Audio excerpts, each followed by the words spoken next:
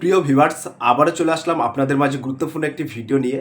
আজকে মূলত আমরা এই ভিডিওর মাধ্যমে আলোচনা করব ভোটার আবেদন সংক্রান্ত বিষয় নিয়ে।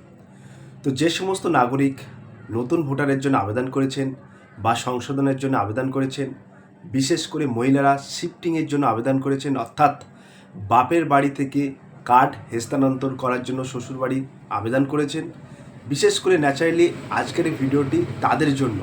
তাই ভিডিওটি খুবই গুরুত্বপূর্ণ হতে চলেছে। ভিডিওটি স্কিপ না করে সম্পূর্ণটি দেখার জন্য অনুরোধ রইল।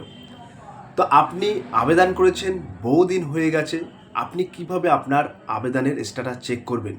সম্পূর্ণ কিন্তু আপনারা নিজেদের মোবাইল ফোন থেকে স্ট্যাটাসটা চেক করতে পারবেন।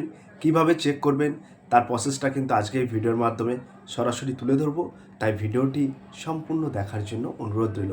এর পাশাপাশি ন্যাচারালি যে টপিকগুলো আপনাদের মাঝে তুলে ধরবো সেই টপিকগুলো হলো ভোটার আবেদন, অর্থাৎ কম্পিউটারে ভোটার আবেদন করার পরে কতদিন পরে সাবমিট হয় এবং তারপরে কতদিন পরে বিএলও অ্যাসাইন্ড হয়, ফিল্ড ভেরিফিকেশন হয় এবং শেষ অর্থাৎ লাস্ট অ্যাপ্রুভ হতে কতদিন সময় লাগে এবং অনেকেরই অ্যাপ্রুভ হয়ে আছে অথচ কার্ড তারা হাতে পায়নি বা কার্ড তারা ডাউনলোড করতে পারছে না বা তাদের ভোটার কার্ড জেনারেট হয়নি পোর্টালে। সমস্ত তথ্যটাই কিন্তু আপনাদের মাঝে শেয়ার করব। এর পাশাপাশি যে লাস্ট স্টেপ আছে অ্যাপ্রুভ, এই অ্যাপ্রুভ কে করে, ইওরো না বিএলও, সে বিষয়টাও আপনাদের মাঝে তুলে ধরবো। এর পাশাপাশি যাদের ভোটার কার্ড রিজেক্ট করে দিচ্ছে, কি কারণে রিজেক্ট করছে সেটাও কিন্তু আপনাদের মাঝে শেয়ার করব। তো বহু সংখ্যক ভোটার কার্ড কিন্তু ইতিপূর্বে বাতিল করা হচ্ছে এবং বাতিল করে দিচ্ছে। কি কারণে বাতিল করছে আপনারা জানতেই পারছেন না। 1 মাস, 2 মাস, 3 মাস, 4 মাস, 5 মাস হয়ে গেছে, আপনারা কোনো রেজাল্ট পাচ্ছে না। আপনারা ভোটার আবেদন করেছেন, তার কোনো স্ট্যাটাসই আপনারা চেক করতে পারছেন না। কিভাবে চেক করবেন অনলাইনে, সম্পূর্ণ প্রসেসটা একেবারে A to Z all information তথ্য কিন্তু আজকে এই ভিডিওর মাধ্যমে সরাসরি আপনাদের মাঝে তুলে ধরবো স্টেপ বাই স্টেপ। চলুন দেখে নেওয়া যাক বিস্তারিত তথ্য। শুরুতেই আপনাদেরকে জানিয়ে রাখি, আপনারা আপনাদের নিজেদের মোবাইল ফোনে যে গুগল সার্চ বার আছে সেই গুগল সার্চ বারে চলে আসবেন। আসার পরে জাস্ট আপনারা টাইপিং করবেন voters.eci.gov.in।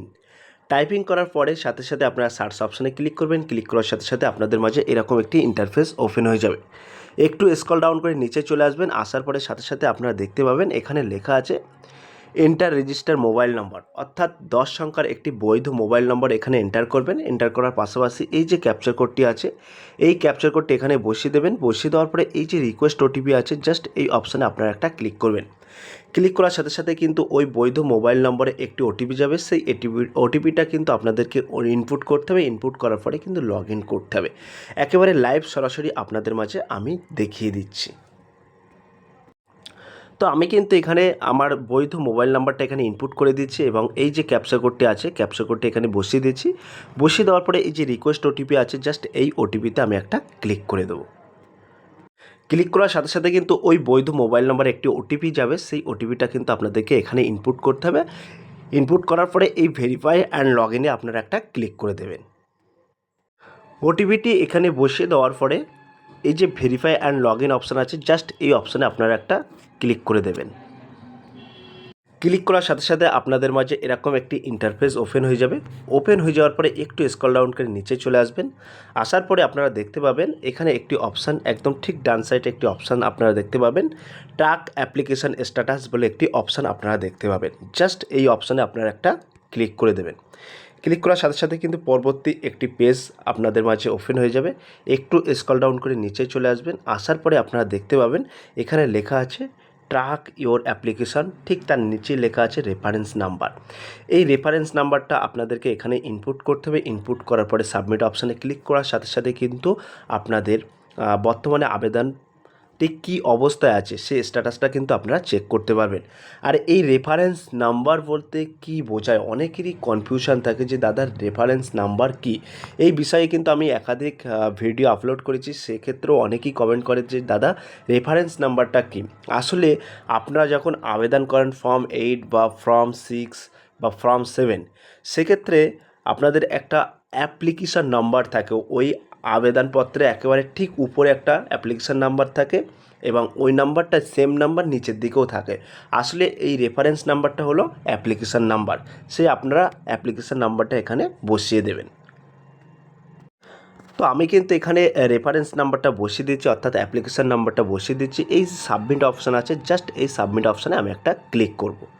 ক্লিক করার সাথে সাথে কিন্তু ওই ব্যক্তির সমস্ত কিছু এখানে শো করবে, যেমন reference number, state, assembly, first name, last name এবং ফর্ম টাইপ, অর্থাৎ তিনি সংশোধনের জন্য আবেদন করেছেন না নতুন ভোটারের জন্য আবেদন করেছেন বা শিফটিংয়ের জন্য আবেদন করেছেন, সেই ফর্ম টাইপটাও এখানে উল্লেখ থাকবে। তার পাশাপাশি সাবমিশন ডেটটা এখানে উল্লেখ করা থাকবে এবং এখানে আপনারা দেখতে পাচ্ছেন কারেন্ট স্ট্যাটাস। তো কারেন্ট স্ট্যাটাস এখানে কি দেখাচ্ছে? রিজেক্ট। তো এই যে রিজেক্ট, এই রিজেক্টেড কী কারণে হলো আপনারা তো জানতে চান। তো আপনারও জানার ইচ্ছা থাকে যে আমার আবেদনটি কী কারণে রিজেক্ট করা হয়েছে, সেটা জানার জন্য এই যে তীরচিহ্ন আছে, জাস্ট এই অপশানে আপনারা একটা ক্লিক করবেন। ক্লিক করার সাথে সাথে একটু স্ক্রল ডাউন করে নিচে চলে আসবেন। আসার পরে এখানে আপনারা দেখতে পাবেন সম্পূর্ণ তথ্যটা কিন্তু এখানে উল্লেখ করা আছে। তো কী তথ্য এখানে উল্লেখ করা আছে? প্রথমত সাবমিট ডেট এখানে উল্লেখ করা আছে, বিএলও অ্যাসাইন্ড উল্লেখ করা আছে, ফিল্ড ভেরিফাইড উল্লেখ করা আছে এবং সর্বশেষ এখানে রিজেক্টেড। এই জায়গাটায় যদি অ্যাপ্রুভ লেখা থাকতো তাহলে কিন্তু আপনাদের কোনো সমস্যা ছিল না, আপনারা কিন্তু ভোটার কার্ড পেয়ে যাবেন। তো এইখানে রিজেক্টেড করা হয়েছে 28/7/2026-এ। কী কারণে রিজেক্ট করা হয়েছে সেটা কিন্তু মূল বিষয়। তো তারপরে আপনারা একটা ফুড নোট দেখতে পাবেন, ঠিক আছে? কী কারণে রিজেক্ট করা হয়েছে, এই যে ফুড নোটটা দেখতে পাচ্ছেন? তো এই ফুড নোটে কিন্তু উল্লেখ করা আছে কী কারণে আপনাদের ফর্মটা বাতিল করা হয়েছে। বলা হয়েছে, for application in respect correction of entries in existing electoral roll documents in support not attached. তো এখানে দেখতে পাচ্ছেন ডকুমেন্টস ইন নট অ্যাটাচড, অর্থাৎ আপনি ফর্ম 8 আবেদন করেছিলেন, অর্থাৎ সংশোধনের জন্য আবেদন করেছিলেন, কিন্তু তার প্রমাণ হিসাবে কোনো ডকুমেন্টস আপনি আপলোড করেননি। সেই কারণে কিন্তু আপনার ফর্মটি রিজেক্ট করা হয়েছে। ক্লিয়ার? তাহলে কী কারণে রিজেক্ট করা হয়েছে সেটা আপনি সুস্পষ্টভাবে এখানে উল্লেখ করা আছে, আপনি জেনে নিতে পারছেন বা দেখে নিতে পারছেন। এরপরে আপনার করণীয় কী? এরপরে আপনার করণীয় হচ্ছে সমস্ত ডকুমেন্টস, একদম জেনুইন ডকুমেন্টস নিয়ে আবার আবেদন করা। একবার রিজেক্ট হয়ে গেলে সেটা কিন্তু সম্পূর্ণভাবে বাতিল হয়ে যায়। সেক্ষেত্রে আপনি কিন্তু আবার পুনরায় আবেদন করতে পারবেন। এবার দ্বিতীয়ত, অনেকেরই ফিল্ড ভেরিফিকেশান হয়ে আটকে আছে, সাবমিট হয়ে আটকে আছে, বিএলও অ্যাসাইন্ড হয়ে আটকে আছে, অ্যাপ্রুভ হয়েও আটকে আছে বা ভোটার কার্ড পায়নি। তাদের উদ্দেশ্যে বলে রাখি, এই একটা স্টেপেই বলে দিই এবং পরবর্তী আরও একটা ভোটার কার্ড আমি এখানে সার্চ করে দেখিয়ে দেবো আপনাদেরকে। তো এই যে সাবমিট, অনেকেই রেফারেন্স নাম্বার সঠিক দিচ্ছে বা অ্যাপ্লিকেশন নাম্বার দিয়ে সার্চ করছে, নট ডাটা ফান্ড দেখাচ্ছে। তো এই নট ডাটা ফান্ড দেখাচ্ছে মানে কি? এই বিষয়টা হলো, আপনি আজকে আবেদন করেছেন, কালকে যে সাবমিট হবে এরকম কোনো কথা নেই। এই সাবমিট হতে, এই যে সাবমিট অপশানটা আছে আপনার ফার্স্ট স্টেপ দেখতে পাচ্ছেন সাবমিট, এই সাবমিট হতে 12 থেকে 15 দিন সময় লাগে। অর্থাৎ আপনি আজকে আবেদন করেছেন, ঠিক আজ থেকে 12 দিন পরে থেকে 15 দিন পরে আপনি রেফারেন্স নাম্বার দিয়ে সার্চ করবেন, দেখবেন সাবমিট লেখা উঠবে। এই পাশে বিএলও অ্যাসাইন্ড, ফিল্ড ভেরিফাইড এইগুলো কিন্তু লেখা থাকবে না। এবার এই সাবমিট অবস্থায় তারপরে আপনার ঠিক 1 সপ্তাহ বাদে কিন্তু বিএলও অ্যাসাইন্ড হবে। তারপরে কিন্তু ফিল্ড ভেরিফাইড হবে। অর্থাৎ এই কপিটা বিএলও এর কাছে যাবে, এসডিও বা বিডিও থেকে স্থানান্তর করা হবে বিএলও এর কাছে। বিএলও সমস্ত কিছু দেখবে, সঠিক থাকলে আপনাকে ফোন করবে ফিল্ড ভেরিফিকেশনের জন্য বা ফিল্ড ভেরিফাইডের জন্য। আপনার যেতে হবে, না হলে আপনাকে ফোন করে ডাকবে। সমস্ত নথিগুলো আপনাকে নিয়ে যেতে হবে। নিয়ে যাওয়ার পরে জেরক্স কপি, এখানে একটা হার্ড কপি থাকবে বিএলওর কাছে। সেই কপির সাথে সমস্ত কপিটা কিন্তু অ্যাটাচড করবে। অ্যাটাচড করার পরে তারপরে ওই কপিটা ইআরওর কাছে যাবে। ইআরওর কাছে গিয়ে আপনাকে কিন্তু লাইভ সরাসরি ভেরিফিকেশন হবে। অর্থাৎ আপনাকে যেতে হবে এবং মূল অরিজিনাল ডকুমেন্টসগুলো কিন্তু শো করতে হবে। তারপরে ইওরও কিন্তু ডিসিশন নেবে যে সমস্ত তথ্য যদি সঠিক থাকে তাহলে এখানে অ্যাপ্রুভ হবে, না হলে রিজেক্ট করবে। তাহলে এই যে অ্যাপ্রুভ এবং রিজেক্ট, এটা কে সিদ্ধান্ত নেয়? ইআরও সিদ্ধান্ত নেয়, ঠিক আছে? তারপরে আপনাদেরকে একটু ডিটেলসে বলে রাখি, ভিডিওটা লং হলেও ধৈর্য সহকারে দেখবেন। আজকের এই ভিডিও থেকে অনেক অজানা তথ্য আপনারা জানতে পারবেন। ভোটার কার্ডের 3টে ফর্মের পুরো প্রসেসটা স্টেপ বাই স্টেপ বলে দিচ্ছি আজকে এই ভিডিওর মাধ্যমে। তো ফর্মগুলো কী কী? প্রথমত ফর্ম 6, যারা নতুন ভোটারের জন্য আবেদন করবেন তারা ফর্ম 6 ফিল আপ করেন। এবং ফর্ম 8 কারা ফিল আপ করে? যারা সংশোধন বা শিফটিং ইত্যাদির জন্য আবেদন করেন। এবং ফর্ম একটা 7 আছে, শুধুমাত্র শিফটিং বা মৃত্যু হলে নাম বাদ দেওয়ার জন্য ফর্ম 7 আবেদন করেন। তো আপনার এই যে ফর্মটা আমরা চেক করলাম, এটা হলো ফর্ম 8 অর্থাৎ সংশোধন বা শিফটিং ইত্যাদি। তো যখন আমরা স্ট্যাটাসটা চেক করার পরে দেখছি যে ফার্স্ট স্টেপ আমরা দেখলাম, ফার্স্ট স্টেপ সাবমিট, অর্থাৎ আবেদন জমা হয়েছে রেফারেন্স নাম্বার দিয়ে আপনি কিন্তু এটা চেক করতে পারবেন। সেকেন্ড স্টেপ কি হয়? সেকেন্ড স্টেপ হচ্ছে বিএলও অ্যাসাইন্ড, অর্থাৎ আপনার এলাকায় যে বিএলও অর্থাৎ বুথ লেভেল অফিসারকে দায়িত্ব দেওয়া হয়, এই কপিটা সম্পূর্ণ এই বিএলওর কাছে দেওয়া হয়। তারপরে যে থার্ড স্টেপ কি হয়? ফিল্ড ভেরিফিকেশান, অর্থাৎ বিএলও ভেরিফিকেশান যেটা বলা হয়। এই সময় কি করতে হয়? বিএলও বাড়িতে আসতে পারে বা ফোন করবে, আপনার ডকুমেন্টস চেক করবে। এটা সবচেয়ে গুরুত্বপূর্ণ, যদি ডকুমেন্টস না থাকে তখন কিন্তু রিজেক্ট করে দেয়। আপনার ক্ষেত্রে এখানে কিন্তু আটকাছে ডকুমেন্টস নট অ্যাটাচডের জন্য, অর্থাৎ যে ফর্মটা আমরা এই সার্চ করে দেখলাম সেক্ষেত্রে ডকুমেন্টস নট অ্যাটাচডের জন্য কিন্তু রিজেক্ট করা হয়েছে। এবার 4 নম্বর স্টেপ কি হয়? 4 নম্বর স্টেপ কিন্তু অ্যাকসেপ্ট বা রিজেক্ট, এটা কে করবে? এটা এই ইআরও, ইআরও, এই ইআরও কিন্তু অ্যাকসেপ্ট না রিজেক্ট এটা কিন্তু সম্পূর্ণ সে তার উপর নির্ভর করবে। অর্থাৎ যদি আপনি সঠিক তথ্য দিতে পারেন বা সঠিক ডকুমেন্টস দিতে পারেন, সেক্ষেত্রে যদি ঠিক থাকে অ্যাকসেপ্ট করবে, আর যদি ডকুমেন্টস না দেখাতে পারেন বা ভুল থাকে সেক্ষেত্রে রিজেক্ট করে দেবে। এরপরে 5 নম্বর স্টেপ কি হয়? 5 নম্বর স্টেপ হচ্ছে ইপিক জেনারেট, অর্থাৎ যদি এই রিজেক্টের জায়গায় যদি আপনাদের অ্যাকসেপ্ট দেখায় তাহলে আপনার এপিক কার্ডটি কিন্তু জেনারেট করা হবে, অর্থাৎ নতুন ভোটার নম্বর কিন্তু তৈরি হয়ে যায় পোর্টালের মধ্যে। এবং 6 অর্থাৎ স্টেপ 6-এ কী বলা হয়েছে? স্টেপ 6-এ কিন্তু বলা হয়েছে এপিক কার্ডের নাম্বারটা যখন জেনারেট করা হবে তখন কিন্তু 7 থেকে 15 দিনের মধ্যে আপনি কিন্তু পোর্টাল থেকে পিডিএফ আকারে, অর্থাৎ ই ই ই ই ভোটার কার্ড কিন্তু আপনি ডাউনলোড করতে পারবেন, সেটা কিন্তু সব জায়গায় গ্র্যান্টেড। ঠিক আছে? তো এই মূলত স্টেপ। তারপরে আপনাদেরকে বলে রাখি কতদিন সময় লাগে। অনেকেই প্রশ্ন করে যে দাদা কতদিন সময় লাগতে পারে? দেখুন, সংশোধন ফর্ম 8 যারা আবেদন করবেন ভাবছেন বা আবেদন করেছেন তাদের উদ্দেশ্যে বলে রাখি 15 থেকে 30 দিন বিএলও ভেরিফিকেশান সময় লাগে, দ্রুত হলে 15 দিনের মধ্যে হয়ে যায়। এবং শিফটিং বা একই অ্যাসেম্বলি অর্থাৎ একই বিধানসভার মধ্যে হলে 20 থেকে 35 দিন কিন্তু সময় লাগে, 20 থেকে 35 দিন সময় লাগে। এবং নতুন কার্ড ফর্ম 6 30 থেকে কিন্তু 45 দিন সময় লাগে। ঠিক আছে? তো পিভিসি কার্ড বাড়িতে আসতে কিন্তু এপিক পাওয়ার অর্থাৎ 1 থেকে 2 মাস পর স্পিড পোস্টে আসবে, অর্থাৎ সরকারিভাবে যে এপিক কার্ডটা দেওয়া হয় সেটা কিন্তু 1 থেকে 2 মাস লাগতে পারে। ক্লিয়ার? তো আপনার ক্ষেত্রে এখন করণীয় কী? যেহেতু এই যে ডকুমেন্টসটা আমরা সার্চ করলাম এক্ষেত্রে কিন্তু ফর্মটা রিজেক্ট করা হয়েছে, সেক্ষেত্রে কিন্তু আপনারা চাইলে সমস্ত ডকুমেন্টস কিন্তু অরিজিনাল নিয়ে আবার আবেদন করতে পারবেন। তো পরবর্তী আমি আরেকটা স্ট্যাটাস আপনাদেরকে চেক করে দেখিয়ে দিচ্ছি।